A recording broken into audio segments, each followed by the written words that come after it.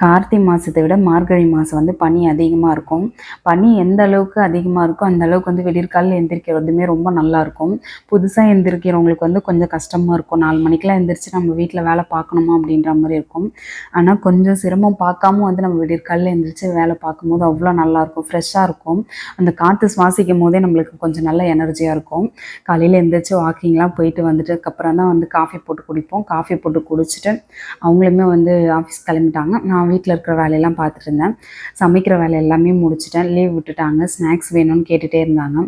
சரி அதனால் ரெடி பண்ணிடலான்னு சொல்லிவிட்டு அவங்க 2 பேருக்குமே குக்கீஸ் ரொம்ப பிடிக்கும். ஒன்று வந்து மைதா, இன்னொன்று கோதுமை, இது 2மே மிக்ஸ் பண்ணி ஒரு பிஸ்கெட் ரெடி பண்ணியிருந்தேன். இன்னொன்று வந்து மைதா, அதுக்கப்புறம் சாக்கோ பவுட்ரு வச்சு அப்புறம் நட்ஸ் எல்லாம் போட்டு ஒரு பிஸ்கெட் ரெடி பண்ணேன். இந்த பிஸ்கெட் 2மே அவங்களுக்கு ரொம்ப பிடிக்குன்றதுனால ரெடி பண்ணிவிட்டு அதுக்கப்புறம் ப்ரௌனி வந்து நம்ம வந்து இந்த சாக்லேட் போடாமே, டார்க் சாக்லேட்லாம் யூஸ் பண்ணாமே சாக்கோ பவுட்ரு வச்சுமே ரெடி பண்ணலாம். அதையுமே வந்து ரெடி பண்ணிட்டு இருந்தேன். என்கிட்ட சாக்லேட் தீர்ந்து போயிடுச்சு.